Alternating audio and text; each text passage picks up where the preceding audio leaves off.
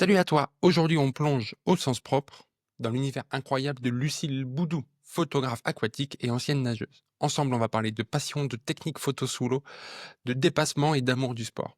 Si t'aimes nager, créer ou juste découvrir des histoires inspirantes, tu vas adorer cet épisode. Et exceptionnellement, je te conseille d'aller sur YouTube pour le regarder. Je mettrai le lien dans la description parce que elle a eu la grande gentillesse de m'envoyer des photos, donc plein de photos d'elle qui vont tourner en boucle pendant l'épisode parce que au final c'est quand même ça le plus important et le plus joli, surtout que j'étais pas rasé ce jour-là. Donc voilà, installe-toi, on attaque tout de suite. Swim Smart, Free Hard, le podcast pour nager mieux et plus intelligemment. Bonjour Lucille, comment vas-tu? Bonjour. Ça va, merci et toi? Ça va impeccable. Je suis ravi de t'avoir, merci de ton temps. Je sais que tu as une journée chargée entre le boulot et puis les à côté. Alors merci de prendre cette petite heure ensemble pour essayer d'en apprendre plus sur toi, ta passion et ton métier. Merci beaucoup. Merci de m'avoir invité. Avec plaisir. Moi, j'ai fait ta connaissance il n'y a pas très longtemps en voyant certaines de tes publications sur TikTok. Donc, tu as un compte TikTok, je mettrai le lien en description pour aller s'abonner. Est-ce que tu peux te présenter pour ceux qui ne connaissent pas encore ton travail, s'il te plaît? Oui. Donc, du coup, je suis Lucille Boudou, photographe professionnelle depuis un petit peu plus de 15 ans maintenant, même si je suis plus jeune. Alors, je suis spécialisée principalement dans la famille, mode et donc l'aquatique, parce que je suis ancienne nageuse. Et c'est vrai que c'est incroyable de pouvoir lier mes deux passions en même temps. Et je suis aussi une très grande amoureuse des voyages. Je voyage beaucoup, j'adore apprendre des langues. La photo est un moyen vraiment de pouvoir vivre de toutes mes passions en même temps. Voilà. D'accord. Et du coup, le dernier voyage que tu as fait et le prochain, c'est quelle destination? Le dernier, c'était il y a un peu moins d'un mois. Je suis partie en Sicile avec ma maman et ma soeur pendant quelques jours, donc ça m'a fait plaisir. Et le prochain, vu la quantité de travail que j'ai en ce moment, c'est un petit peu plus difficile de partir. Mais j'avoue que j'ai un gros projet Cuba en tête là. D'accord.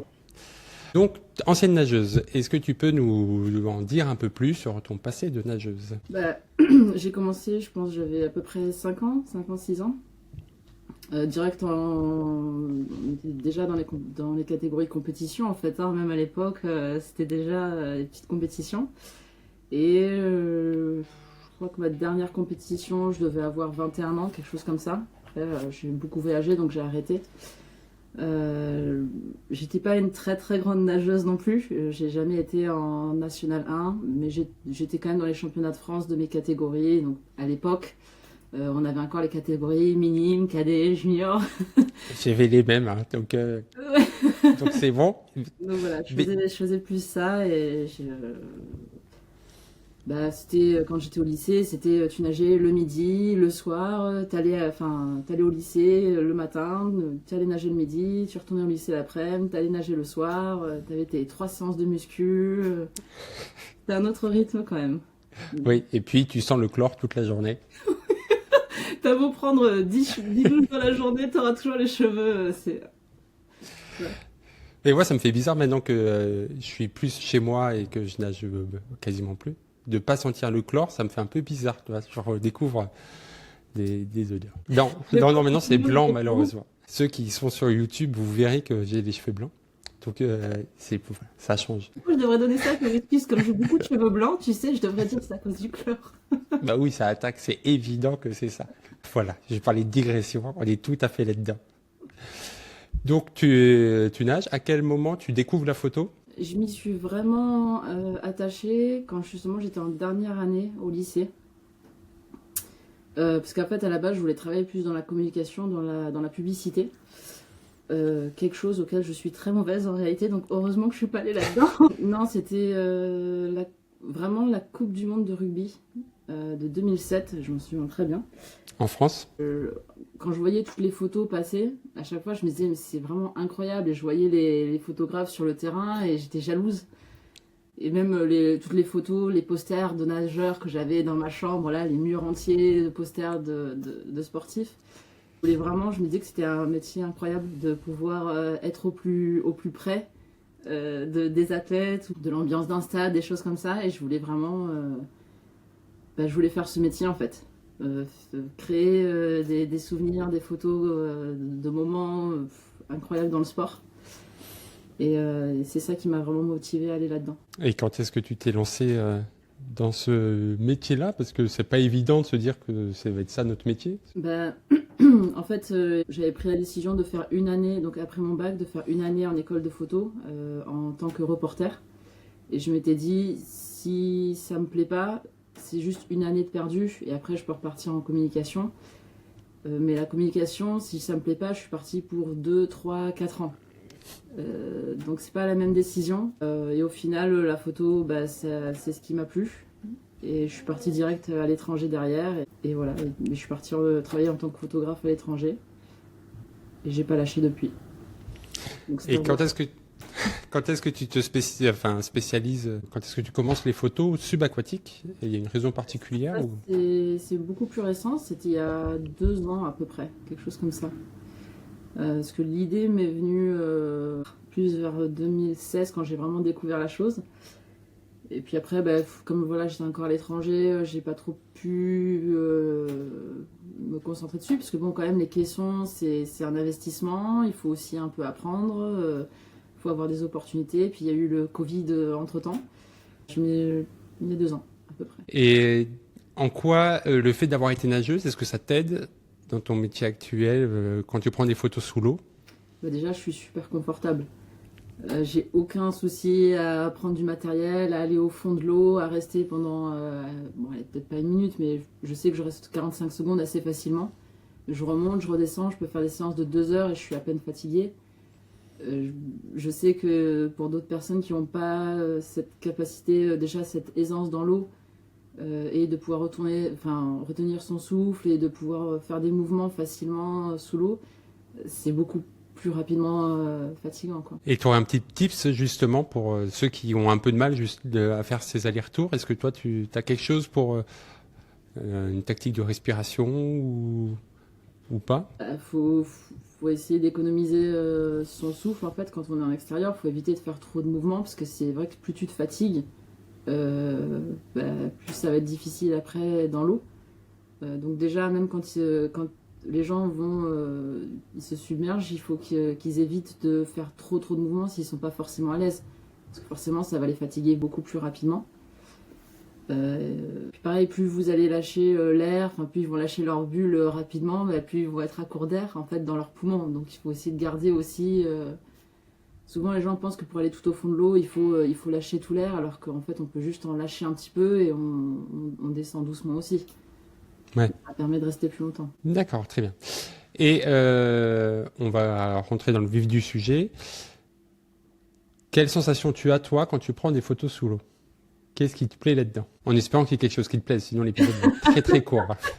Si. Non, en fait, je sais pas trop comment expliquer. C'est plus. Bon, je vais pas dire que c'est de la fierté, mais c'est plus quand je vois les photos.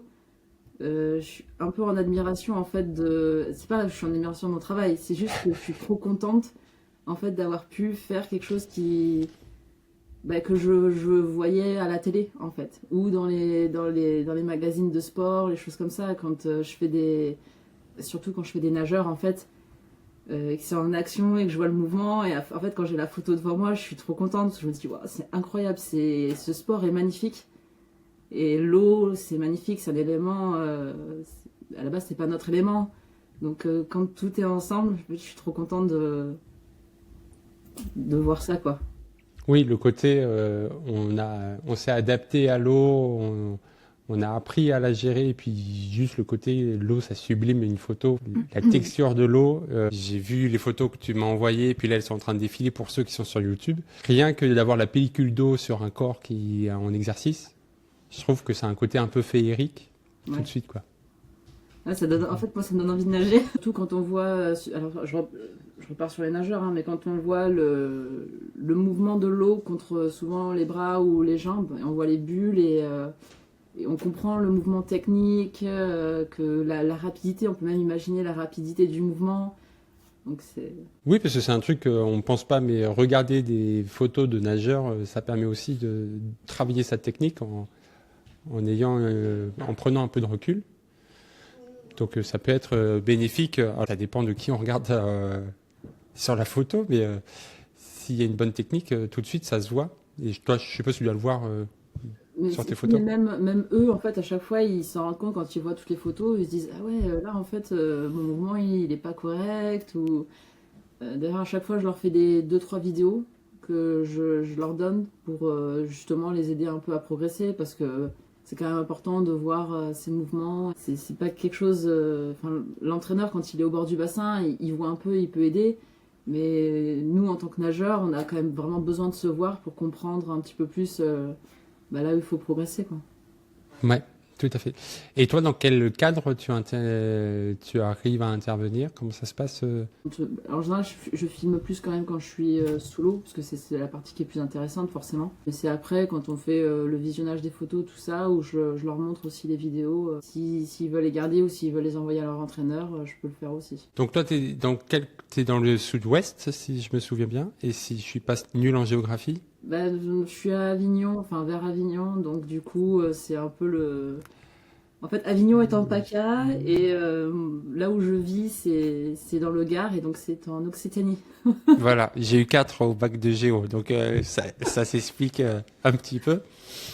Donc les gens te contactent via ton site internet pour faire des séances photos, c'est ça? Oui, ou par le bouche à oreille, ou après, c'est vrai que le monde de la natation, c'est vrai que ça passe beaucoup aussi par le bouche à oreille, c'est-à-dire que c'est des recommandations, pardon, des gens qui ont vu des photos et qui me contactent, ouais, soit sur Instagram, soit par téléphone. Et comment ça se passe une séance photo sous l'eau je suppose que tu dois arriver avec pas mal de matériel. C'est pas Ouais, ton iPhone qui est... ouais, alors en fait, alors je reste là sur l'idée de la séance sportive, hein. Je vous parle pas de ce qui est grossesse ou les choses comme ça c'est autre chose. Pour une séance sportive, j'aime bien.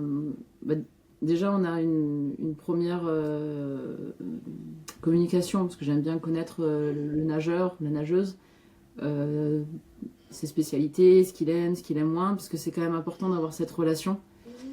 Euh, Ensuite, j'ai toujours une partie au début où j'aime bien faire les prises de vue des préparatifs, parce qu'en fait, les athlètes, euh, ils ont tous leurs petites mimiques, leurs petites habitudes, des choses qui sont très importantes. S'ils le font pas avant de plonger, de partir, de faire leur match, je sais pas, dans la tête, ça peut causer du stress ou des choses comme ça. Donc j'aime bien faire cette première partie parce que ça représente vraiment, enfin, c'est vraiment unique aux sportifs. Ensuite, on fait des prises de vue où moi je suis à l'extérieur. Donc c'est extérieur de l'eau pour justement faire des mouvements quand eux ils sont dans l'eau mais on le voit de l'extérieur. Et à la fin, donc disons 30-45 minutes, je suis sous l'eau avec la personne.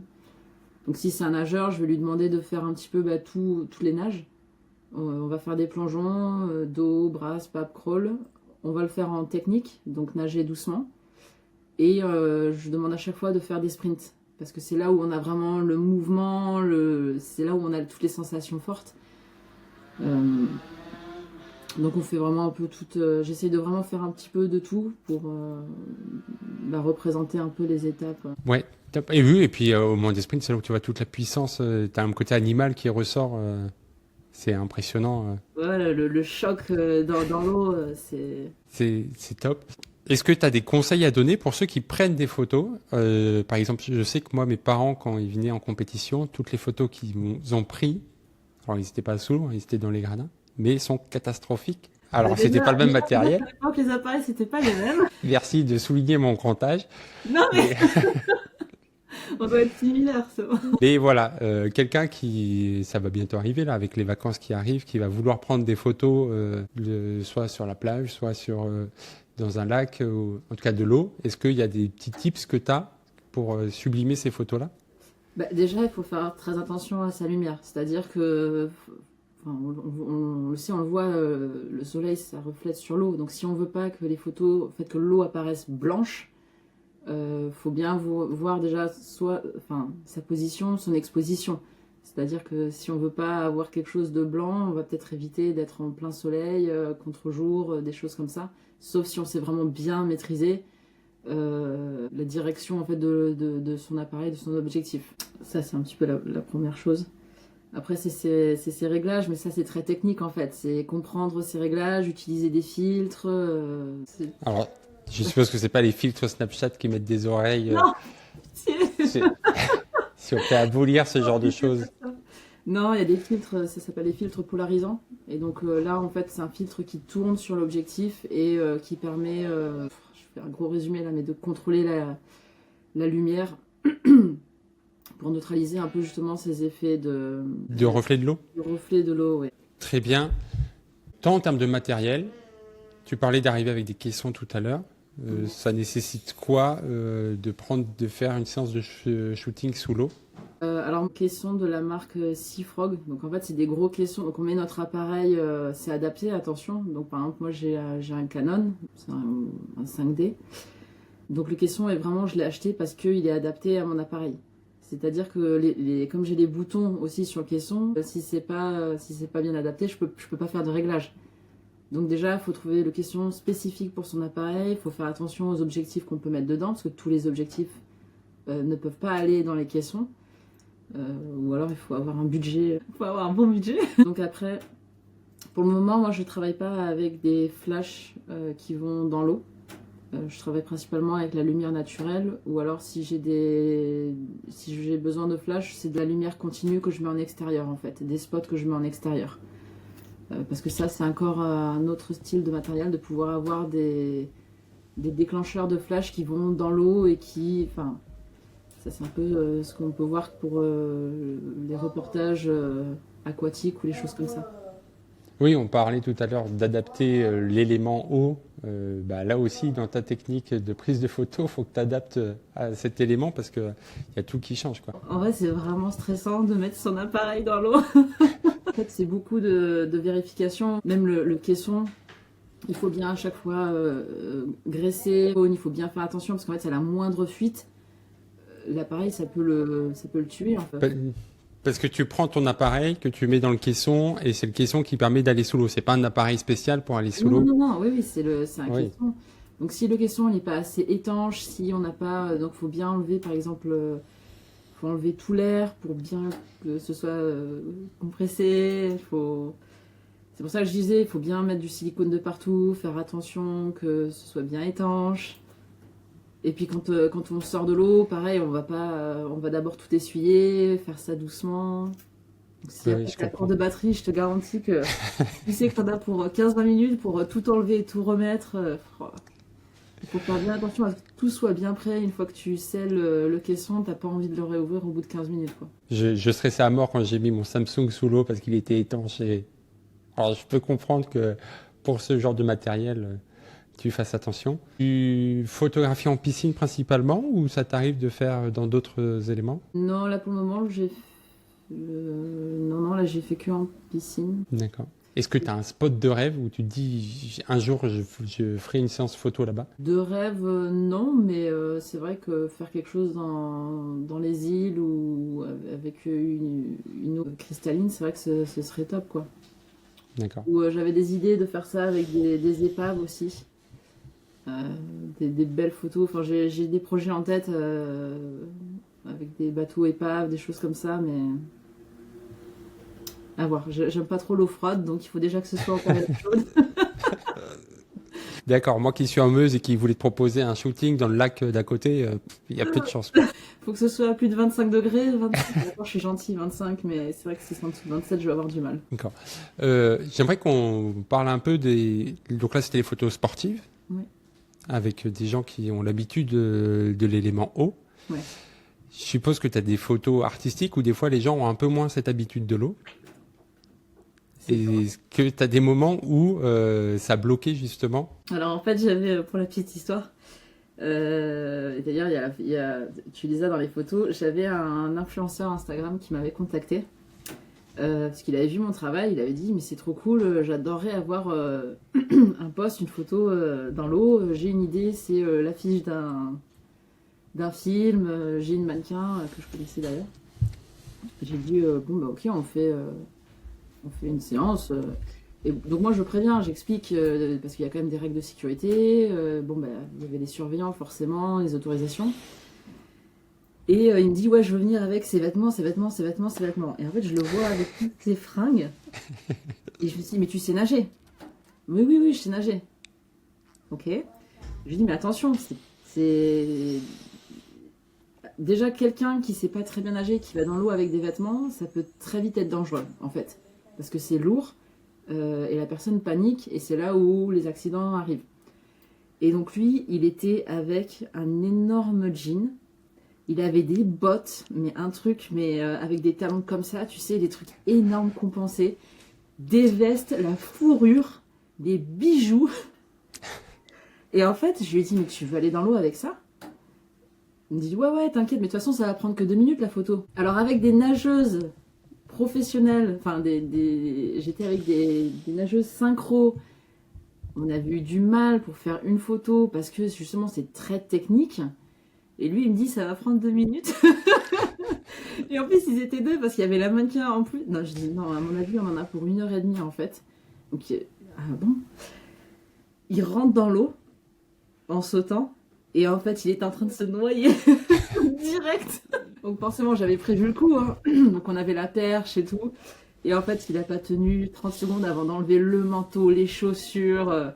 Il a presque fini juste en t-shirt et en caleçon, en fait, parce qu'il était très mauvais nageur.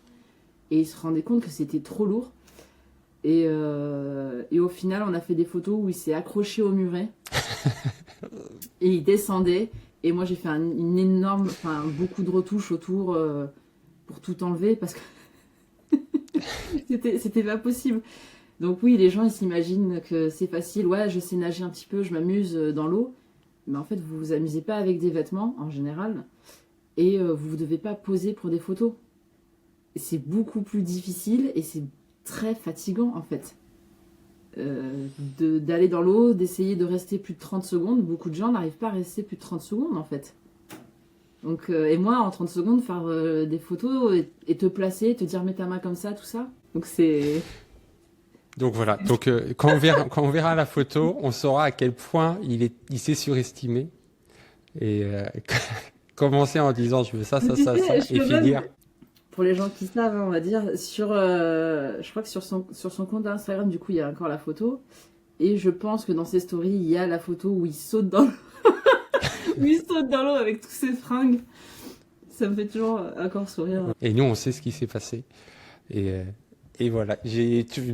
En off, tu me donneras le nom de la personne que j'aille voir, ça. Il était très gentil, hein, attention. Et puis la mannequin aussi, la pauvre, elle galérait aussi parce que du coup, il s'est accroché à elle. Et donc elle était en train de se noyer. Elle était en train de se noyer. Elle disait, bah, arrête de t'accrocher à moi comme ça. Donc là, je rigole, mais sur le coup, je rigolais pas quand même. Hein. Oui, je me doute que tu dois avoir un stress parce que ils peuvent vite être en danger. Non, puis il y avait donc du coup 2 personnes avec eux et moi j'avais 2 surveillants de baignade quand même. Donc c'était pas non plus. Il n'y aurait pas eu. Oui, c'était cadré. On va dire, mais c'est vrai que c'était quand même stressant. C'est cadré. Et justement, t'as des règles, c'est légiférer ce genre de pratique en termes de surveillance ou c'est toi et ton professionnalisme qui mettent les choses en place? Alors, il n'y a pas vraiment de règles, on va dire. Le monde de la photo, il y a beaucoup de règles et aucune en même temps. Je pense que c'est plus... donc il y a des collectifs pour l'aquatique, justement, qui ont mis en place certaines règles, certaines listes, des choses, des chartes, en fait, à respecter. Après, je pense que c'est vraiment... c'est comme dans toutes les activités de photographe. Il y a un moment donné où on utilise son bon sens quand même. Et on essaye de faire les choses correctement. Donc moi, surtout en tant qu'ancienne nageuse, je fais vraiment très attention, c'est-à-dire que je fais d'abord signer des documents, je fais remplir un questionnaire médical. À partir du moment où il y a un non sur une des réponses, c'est avis du médecin avant de faire la séance photo. Et j'ai surveillant de baignade avec moi automatiquement à chaque fois. Parce que voilà, on ne peut pas être que 2, même avec un nageur professionnel, on n'est pas que tous les 2. Il y a toujours quelqu'un au cas où. C'est top parce qu'il ne faut pas oublier que l'eau, c'est un élément qui peut être dangereux s'il n'est pas... Non, mais voilà, mais même pour un nageur, hein, on peut vite se fatiguer, on ne sait pas dans la vie ce qui peut se passer. Donc, et c'est la sécurité pour la personne, mais aussi pour la mienne, enfin moi aussi.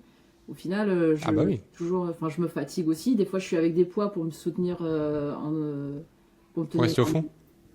Voilà. Des séances avec des nageuses synchro, on était dans une fosse de 5 mètres. Donc j'allais à 5 mètres pour être sous elle. Donc au bout d'un moment, si vraiment je me suis surestimée, j'ai plus le souffle et je peux pas remonter, moi aussi je peux avoir un accident, quoi. Donc, Et enfin, t'as pris des cours de plongée pour pouvoir faire ce genre de choses? Ou c'est au talent au talent, non. Bah non, mais moi je sais que j'ai du mal à aller en profondeur. Rien que après j'ai le vertige. Par mon travail, j'ai visité la piscine de Valenciennes qui a une fosse en plongeon de, je crois que c'est 15-20 mètres. Ah ouais. Et rien qu'en étant en haut, j'ai eu le vertige et j'avais l'impression d'être happé par le truc. Donc si on D'accord. m'avait dit tu descends à 5 mètres dedans, j'aurais sans doute un peu paniqué quoi. Ouais, ok. Non, après je peux pas descendre trop profond parce qu'en fait j'ai des problèmes aux oreilles. Donc ça me fait Ouais, très vite mal. Donc les 4-5 mètres c'est un peu ma limite. Après de toute façon je peux pas aller plus bas. Ça me fait trop mal. d'accord. Mais non, je pense que j'ai appris ça. J'avais fait 2-3 fois de la plongée. Mais non, je pense que ça fait partie du truc de nageur, de s'amuser à aller dans le fond. Ouais, je vais dans le fond mais à 1,80 m, puis c'est tout. Voilà, j'ai appris à nager dans une piscine d'1,80 m max. Donc voilà, mais du coup je fais de très bonnes culbutes très rapprochées parce qu'il n'y avait pas de profondeur. Oh, Voilà. c'était horrible ça, ouais. Il y avait des piscines comme ça en compétition où il fallait presque râper le fond là. J'ai même fait des matchs de water polo où j'avais pied tellement la piscine n'était pas profonde. Ouais. Et donc oui, on apprend d'autres compétences.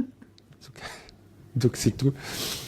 Euh, et tu fais aussi les. J'ai vu qu'il y a pas mal de photos de femmes enceintes. Ouais, alors j'en ai pas fait beaucoup parce que c'est pas là où je me spécialise principalement, on va dire. Ouais. Mais oui, c'est quelque chose d'intéressant aussi. C'est vraiment artistique, c'est magnifique quand même de voir la future vie, on va dire, dans l'élément de l'eau, parce qu'en plus c'est léger, donc je sais qu'il y a des gens qui recommandent même pour les femmes d'accoucher dans l'eau, parce que c'est moins traumatisant pour l'enfant, pour la femme c'est plus simple, donc c'est vrai que ça fait un peu cette connexion aussi. Après je pense que bon, il y a certaines femmes peut-être qu'elles aiment ça parce que c'est très artistique, mais pour une ancienne nageuse, c'est quand même pareil, c'est un peu regrouper certaines passions à la future vie, quoi, en fait. Oui, ça boucle tout quoi. Et puis en plus, il y a le côté aussi où le fœtus est dans un liquide, donc le fait d'être dans l'eau, ça, t'as un peu plus d'unité que quand t'es à l'extérieur. C'est ça, Les- c'est à côté, c'est la légèreté. Et c'est justement avec ce réel que je t'ai découvert, où c'est un réel où il y a une photo d'une femme enceinte sur le dos, sous l'eau, donc Ouais. c'est ça l'intérêt. Et toutes les retouches que tu fais derrière, tout le travail que ça représente. Est-ce que tu peux nous en parler? Parce que c'est justement une partie que les gens Ouais. souvent n'imaginent pas. Ils voient la photo en mode bah c'est bon, c'est facile. Déjà, la personne en question, elle s'appelle Marion. C'est une ancienne nageuse et une très très bonne copine à moi, donc on nageait ensemble. Et d'ailleurs, c'est son anniversaire demain, donc si elle voit le podcast, même si ce sera dans 2 semaines, je lui fais un bisou. Voilà, bah, moi aussi. Enfin, je lui serre la main parce qu'on se connaît pas, mais le cœur y est. J'ai les Une très anniversaires bonne Marion. nageuse, une très bonne brasseuse. Euh, mais oui, le travail derrière, parce qu'en fait, le problème, c'est qu'à partir du moment où je fais une séance dans une piscine municipale où il y a des carreaux de partout, je peux pas mettre des draps dans tous les sens. Enfin, c'est un travail monstrueux aussi de mettre des draps partout pour couvrir les carreaux. Donc malheureusement, dans ce genre de moment, c'est des heures et des heures de retouche euh, pour faire un rendu plus naturel, on va dire, plus esthétique plutôt. Et même si on a un petit peu aujourd'hui l'intelligence artificielle qui peut accélérer certaines choses, en réalité, Photoshop nous bloque assez rapidement à partir du moment où il y a beaucoup de nudité. Donc même quelqu'un qui est en maillot, si je veux faire des retouches avec l'IA, je vais vite être bloqué parce qu'il y a trop de peau, en fait. Enfin, c'est un truc de fou. Donc des fois, voilà, je me retrouve à retoucher tous les petits carreaux. C'est... Alors déjà qu'en tant que nageur, c'est pénible de les compter, bah alors de les effacer, Ça- Après, il y a des séances qui sont faites aussi dans des piscines où il n'y a pas de carreaux, où c'est déjà plus lisse, et donc là, c'est beaucoup plus rapide et beaucoup plus simple. Mais bon, ça, c'est des piscines, il faut les trouver. C'est là aussi où dans les, dans les tarifs, quand on fait les tarifs aux gens, pour la prestation, il y a toujours la location de la piscine à prendre en compte. Moi, j'ai pas accès à des piscines comme ça gratuitement partout. Donc il faut il faut louer les lieux, il faut payer les surveillants de baignade. Donc ça, c'est des choses qui, dans l'organisation, ça prend beaucoup de temps. En fait, l'avant, l'après, c'est déjà des heures pour les préparatifs, quoi. Donc les gens se rendent Ouais, pas ouais. compte que c'est... Et pour avoir été directeur adjoint de centre sportif, je sais quel est le prix des bassins et ça peut vite monter. Et juste le bassin, et après, effectivement, il y a les salaires des gens. Et puis, quand tu fais le bassin, à part pour l'influenceur qui pense que ça peut durer 2 secondes, la location, Une c'est heure, assez une heure. long, quoi. Et donc, effectivement, ça peut vite chiffrer et forcément, tu es obligé de le répercuter sur le tarif, hein, parce que ça reste un travail. Tout le monde ne le fait pas. Puis pareil, il y a les piscines, c'est plus compliqué parce que comme souvent, on a... alors si c'est juste un nageur, c'est facile. Enfin, un nageur, je dis nageur, mais c'est tout sportif, hein. Mais quand c'est des séances où on veut mettre des vêtements, des drapés, des choses comme ça, il faut demander les autorisations parce que forcément, on met des vêtements dans l'eau, ce qui est normalement interdit en fait. Donc il faut avoir des autorisations spécifiques. Si c'est une piscine municipale, il faut demander l'autorisation, parfois à la mairie ou à l'agent d'entretien. Est-ce qu'on peut mettre des vêtements? Enfin, est-ce qu'on peut mettre des chaussures? C'est pas pareil comme autorisation quand même pour faire ça, hein. Bah oui, et puis enfin, moi je sais que j'ai dû gérer ce genre de demande et je leur disais oui, mais ça va dépendre de l'horaire à laquelle vous venez, parce que s'il y a du public en plus, bah, c'est mort, parce que je Ah. peux pas accepter que vous mettiez quelque chose et pas quelqu'un d'autre. Ouais, Donc eux, on leur dit, vous pouvez pas venir avec votre boxer un peu trop large. Mais lui, il faut voilà. rentrer avec ses chaussures. Donc c'est sûr que c'est une organisation et puis on pense pas, mais c'est plein de détails à gérer pour l'instant T. Est-ce que tu arrives à visualiser ce que va donner la photo quand tu la prends, ou tu prends plein de photos en te doutant de ce que ça va donner, et c'est après que tu te dis, tiens, effectivement, celle-là, elle est vraiment bien. Alors, c'est très compliqué, en fait. La réponse, elle est un peu entre les deux. Parce que déjà, comme on a le caisson, on voit pas très très bien l'écran.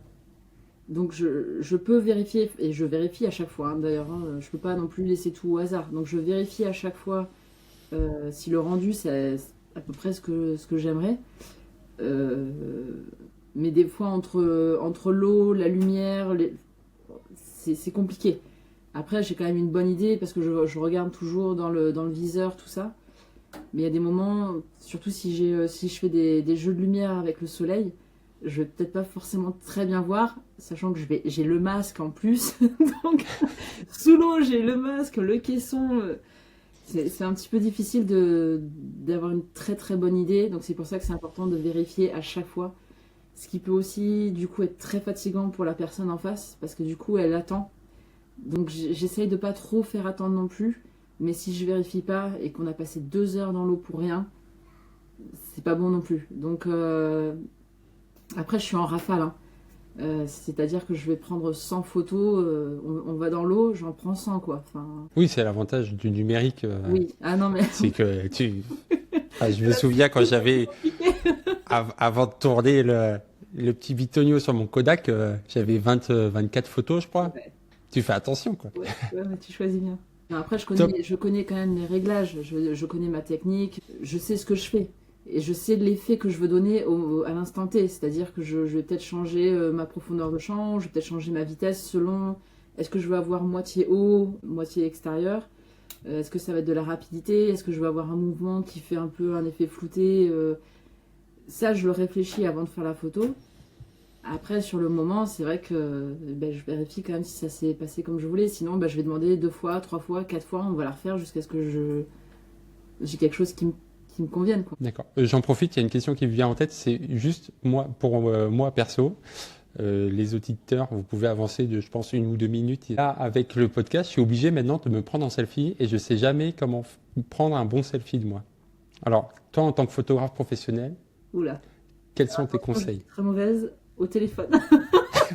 Ne me demande pas de faire des photos au téléphone, je suis très mauvaise. Non, pour les selfies, en fait, c'est un peu comme pour tout.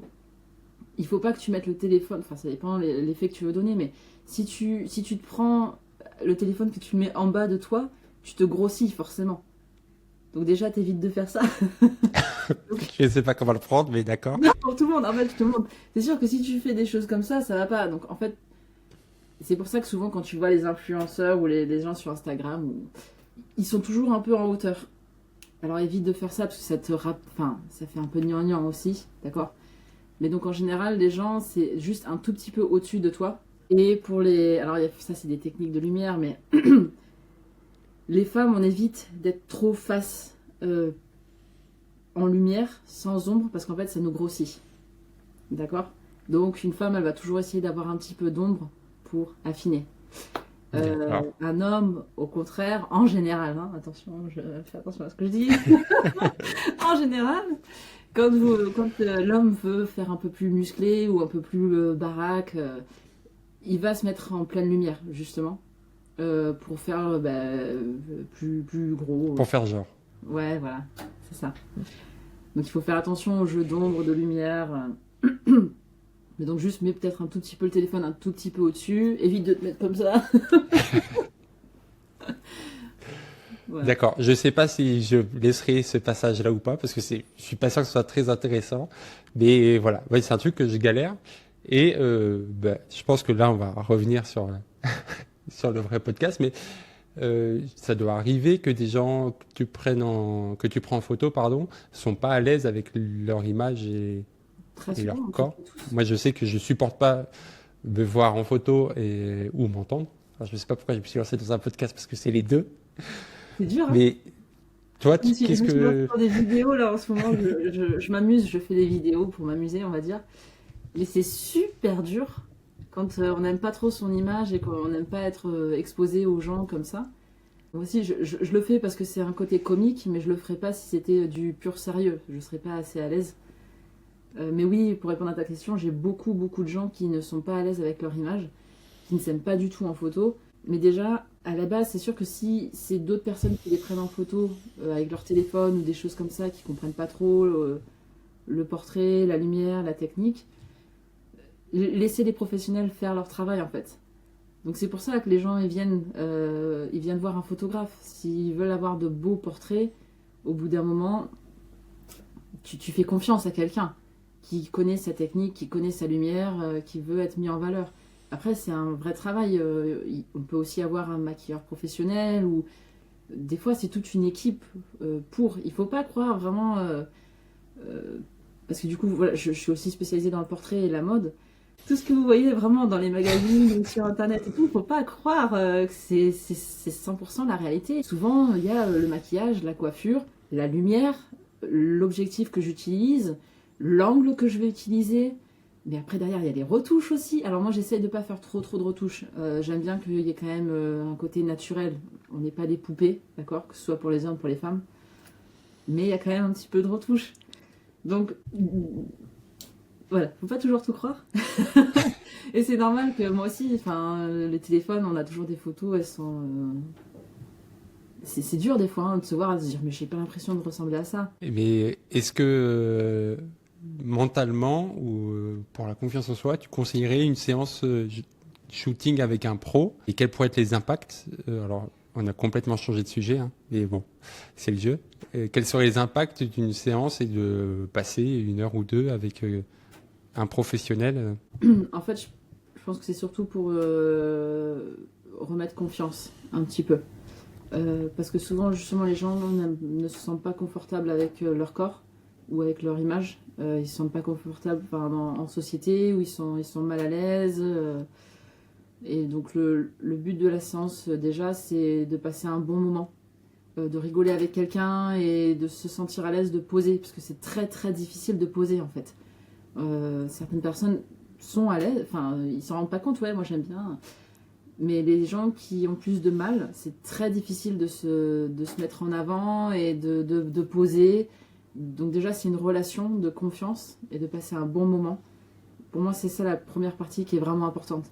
de discuter, de rigoler et de mettre la personne et de montrer de temps en temps les photos et de dire mais waouh quoi, regardez ça c'est du pur sans retouche en fait et quand tu vois dans les yeux des gens qui se disent ah ouais mais c'est incroyable, c'est moi ça.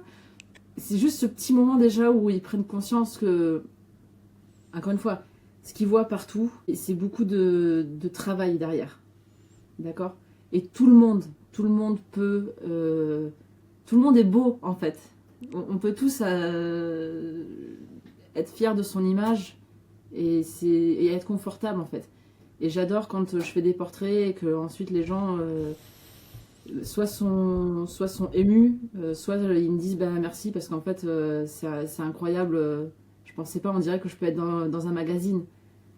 Donc oui, c'est juste une idée de prendre confiance. Et ensuite, quand ils les mettent sur les réseaux, ils les montrent à la famille, tout le monde est impressionné, tout le monde est fier. Donc c'est touchant et c'est pour ça, oui, effectivement, je le recommande à tous ceux qui sont peut-être pas trop confortables avec eux-mêmes de tenter l'expérience. C'est toujours bien d'avoir un beau portrait de soi qui nous représente aussi. Alors, je vais dire qu'une seule fois, et je le répéterai jamais, et je nierai l'avoir dit, mais je me suis marié l'année dernière. On a fait une séance photo parce que ma femme adore ça et puis voulait absolument, alors que moi j'étais contre. Et il y a quelques photos où je trouve que je suis plutôt jolie. Voilà. Donc je la remercie. Voilà. Mais Bah oui, c'est tout. mais pourquoi non? Mais c'est normal. Heureusement d'ailleurs. Oui, oui, vu le prix. Oui, oui, heureusement. Et vu le travail que la photographe a fait, ça nous suivre et tout. Mais voilà, je le répéterai pas. Mais c'est des beaux souvenirs aussi, non? Oui, oui. Et c'est Oui, important bien d'avoir sûr. ce souvenir et cette image de soi en se disant waouh. Et c'est là où je refais le lien avec le thème du podcast quand même. Et ça peut être une bonne chose de le faire sous l'eau si on se sent plus à l'aise sous l'eau. Moi, je suis persuadé que comme c'est un élément que je maîtrise l'eau, ça aurait pu être une porte d'entrée un peu plus facile pour moi de vivre ça dans l'eau, dans un élément que je maîtrise, quoi. Peut-être, peut-être. Donc, Et après justement pour les sportifs, je trouve ça super important de pouvoir le faire des séances aquatiques parce que j'aurais adoré avoir des photos de moi en train de nager, vues dans l'eau en fait. Parce que c'est des choses que... Alors, moi quand je nageais encore, il y avait un peu la GoPro qui était sortie, mais c'était les débuts. Mais ce qu'on voyait de qualité dans l'eau, c'était à la télé en fait. Pour nous, c'était pas vraiment... Enfin, c'était difficilement accessible d'avoir des photos comme ça. Et donc aujourd'hui, tout sportif aquatique, ce serait génial d'avoir un souvenir de sa passion et vu dans l'eau, parce que c'est ça le milieu. Quand on a des photos prises, comme tu disais, les parents dans les tribunes ou les choses comme ça, ou peut-être qu'il y a un photographe à une compétition, c'est toujours pris hors de l'eau. Mais la beauté du sport, elle est dans l'eau en fait. Et oui. je pense que c'est ça qui est important, c'est d'immortaliser un petit peu cette passion et une partie souvent pour les sportifs, on fait, enfin, t'as dû vivre ça aussi, c'est de faire beaucoup de sacrifices pour faire des compétitions, pour être dans du haut niveau. Enfin, je sais pas toi, mais moi je sortais pas tous les soirs avec mes copains ou je faisais jamais la fête jusqu'à mes 19-20 ans, je sortais pas quoi. Enfin, c'était natation. Hein. Alors moi, j'avais très peu de copains, mais oui, c'était natation. Mais déjà, C'est dans le sport. Déjà, j'ai fini ma carrière. Les GoPro venaient tout juste d'être, donc je pense que je suis encore plus vieux que toi. Mais après, c'est sûr qu'on a passé tellement de temps à être focalisé sur des trucs qu'on n'a jamais vus. Ouais. J'ai passé ma vie avec mon entraîneur qui me disait fais attention à tes fesses, fais attention à ça, et j'ai jamais vu ce que ça donnait. Et c'est sûr que faire une séance pour immortaliser ça, ça pourrait être top. Ouais, mais c'est ça, c'est comme les posters qu'on voit en fait de ton nageur préféré ou quoi. Et en fait là, c'est toi qui peux avoir. Tu vois ces photos aux Jeux Olympiques ou au Championnat du Monde quand ils plongent tous ensemble ou quand tu vois les arrivées. Elles sont incroyables ces photos quand même. Les fois où tu te dis j'ai fait une culbute parfaite, ça aurait été le moment. Ça aurait été top quoi, de l'immortaliser. Ah, je me le suis jamais dit, je t'avoue que moi c'était plus perte du bonnet. Oh je passe les compétitions où j'ai mal serré le maillot de bain en partant. Ça arrive boult fois. Et mon jeu, c'était au moment de la culbute de claquer les pieds juste au bon moment. Donc je me suis pété plein de fois les talons parce que j'étais trop.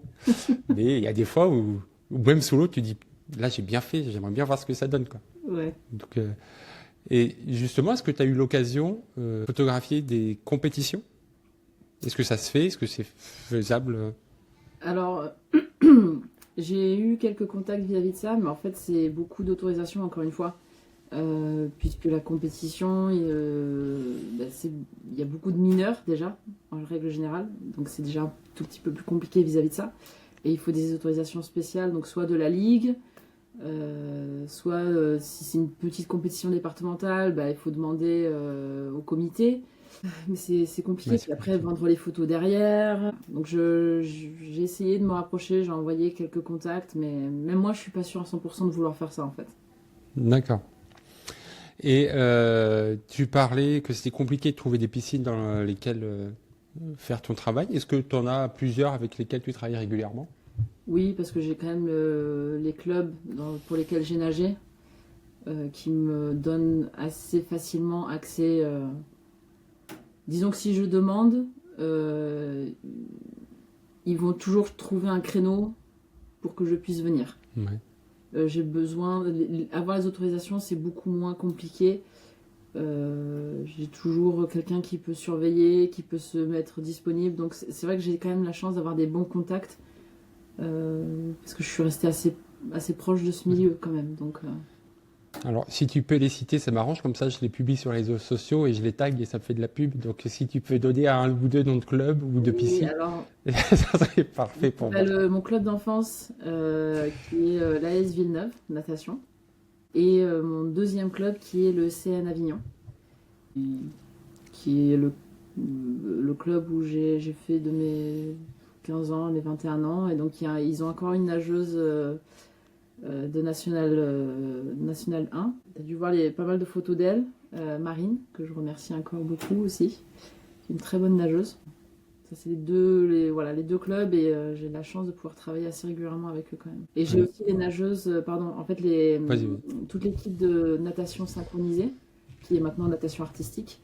Oui, c'est ce que j'allais dire. Donc ça, c'est le PNS, donc ça, c'est le Ponté Natation Synchronisée, que je remercie aussi beaucoup d'ailleurs, avec qui on avait fait des photos pour une exposition à l'Opéra. Oh, stylé. Ouais. Du coup, tu as fait des photos avec les thèmes particuliers. Je sais pas si tu m'en as envoyé. Enfin, C'est ça, c'était. Alors en fait, elles avaient été approchées pour faire une vidéo avec un ballet aquatique pour Roussalka, la petite sirène, qui a été. Donc en fait, ils sont venus faire 2 jours. Il me semble que c'est 2 jours. Hein, ils les ont filmés. Et ensuite, en fait, pendant l'opéra, le ballet, pendant un moment, il y a le film qui se joue derrière. Pendant qu'ils chantent, il y a la musique, donc c'était très bien fait, hein, c'était très très beau. Elles ont beaucoup beaucoup travaillé pour ça d'ailleurs. Et donc l'Opéra d'Avignon voulait faire une exposition photo en accord pendant le 2-3 mois en fait où il y avait le Rusalka. Et donc la nageuse principale qui est Colline, que je salue aussi d'ailleurs, avec qui j'avais déjà fait des photos, m'a recommandé. Je la remercie beaucoup pour ça. Donc elle m'avait recommandé pour faire les photos de l'expo. Et on a beaucoup travaillé, on a fait 7 ou 8 séances, chaque fois avec un thème, on réfléchissait, donc une photo chacune, des photos de groupe et des photos style reportage, les préparatifs avant justement un gala, comment elles s'entraînent, comment elles discutent, elles se maquillent, elles se coiffent. On a fait des photos, tu devrais en avoir une où c'est les portées en fait, donc on voit toutes les étapes d'un porté. C'est super impressionnant en fait. Pareil, ça c'est des choses qu'on voit difficilement en fait, mais c'est incroyable ce qu'elles font. Elles sont ouais. 6 ou 7 sous l'eau à pousser une. C'est beaucoup de travail, beaucoup de technique. C'est magnifique hein, comme sport. Et donc C'est très voilà, beau. on avait fait donc l'expo là-dessus et ça a été un super moment. Elles avaient fait un travail de fou aussi, avec les drapés et tout ça. Enfin, les heures qu'on avait passées là-dedans. Et la natation synchro et maintenant artistique, c'est un sport très sous-estimé, alors qu'en termes de compétences Il y en a tellement qui sont nécessaires, que ce soit en termes d'appui aquatique, de gainage ou juste de gestion de la respiration. C'est ça, c'est incroyable. Et pendant ma formation de maître nageur, j'ai fait un stage où j'ai encadré une école, un club de natation synchronisé. Et le dernier jour, on a fait un gala où il manquait. Donc, lors de l'entraînement, j'ai remplacé une des nageuses pour faire ce gala-là, donc avec la chorégraphie et tout. Sauf que moi, j'avais 24 ans et les filles que j'encadrais avaient 9 ans. Donc si un jour le podcast cartonne, je diffuserai la vidéo où il y a des filles d'1m10 et moi qui fais 1m90 qui C'est marchent vrai. pour aller Mais jusqu'à tu sais quoi, l'aire je de vais départ. balancer ce podcast avec ma communauté. Je veux voir ça.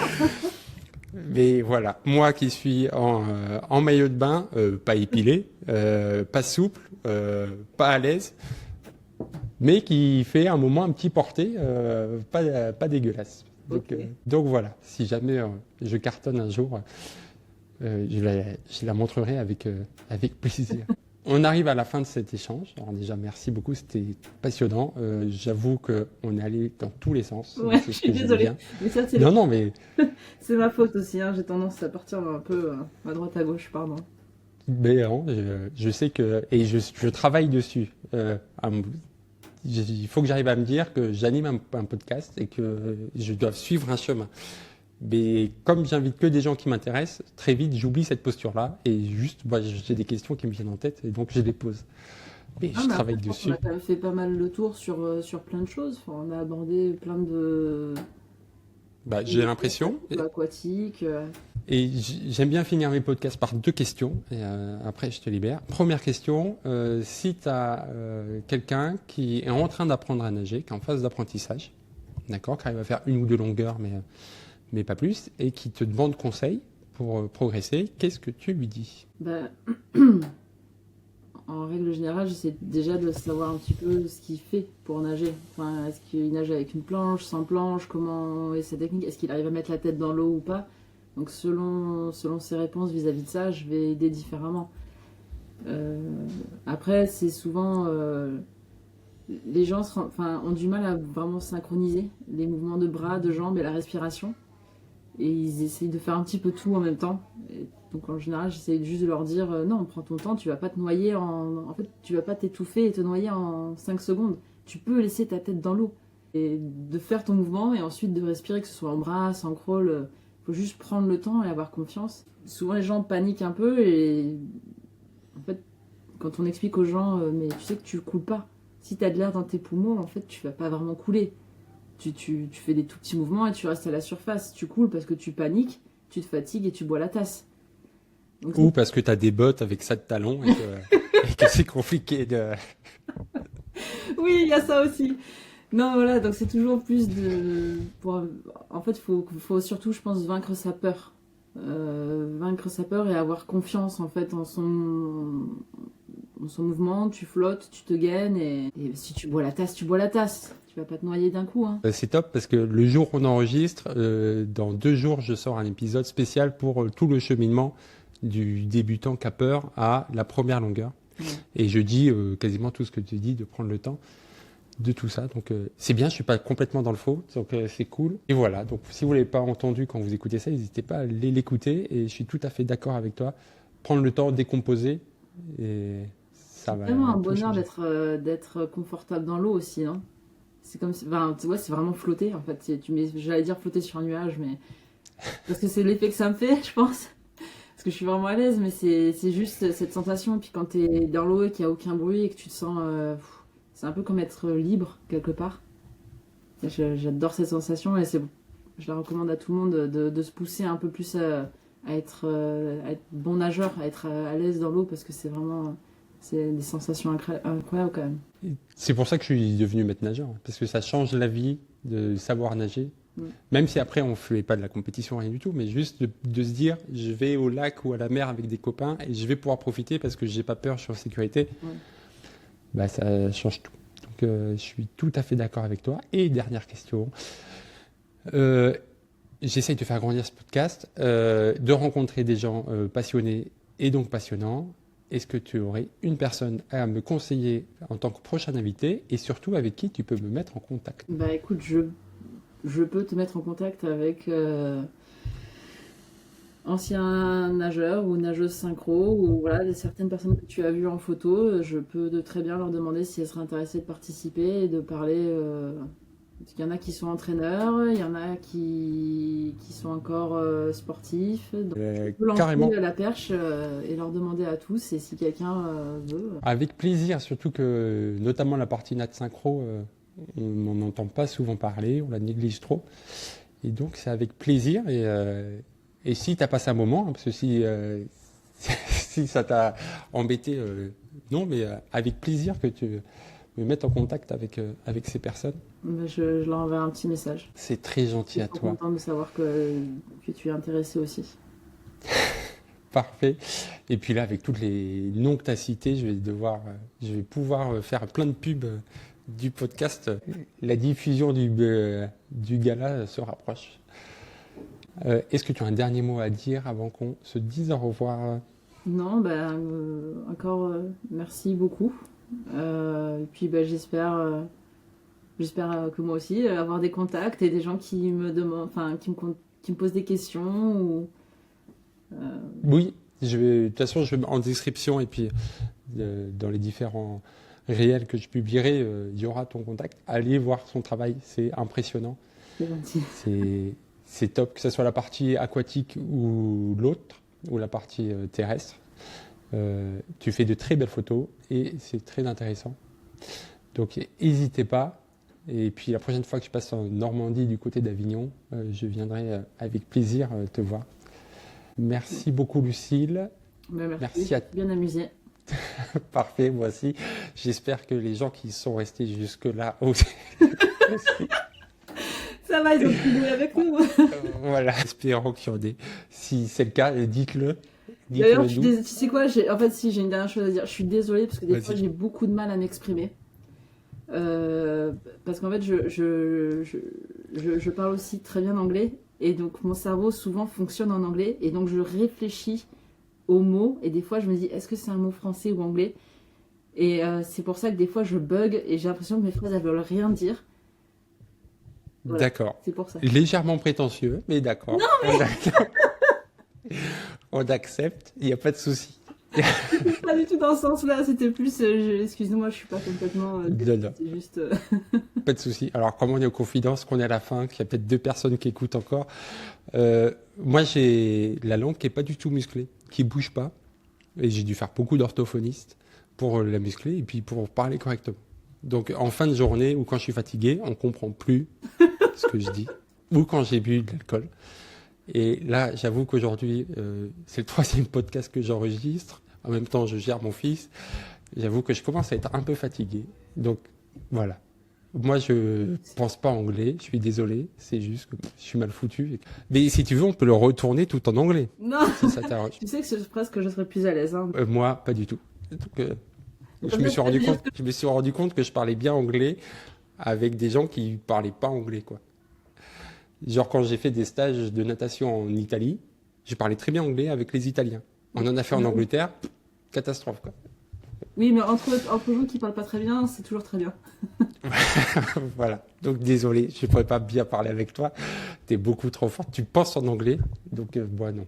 Ça, j'ai un peu des fois, j'ai l'impression que j'ai des mots qui veulent rien dire. Là, je pense que j'ai tout compris et que ça va. Pas de souci. Et bon, on va s'arrêter là-dessus. Merci bien. Allez voir ces réseaux, partagez, likez. C'est un clic pour vous, mais pour elle et moi, ça, c'est important. Et ça booste d'avoir vos retours, donc n'hésitez pas. Voilà, passez une bonne fin de journée. À très bientôt. Merci, au revoir. Merci d'avoir été avec nous jusqu'au bout.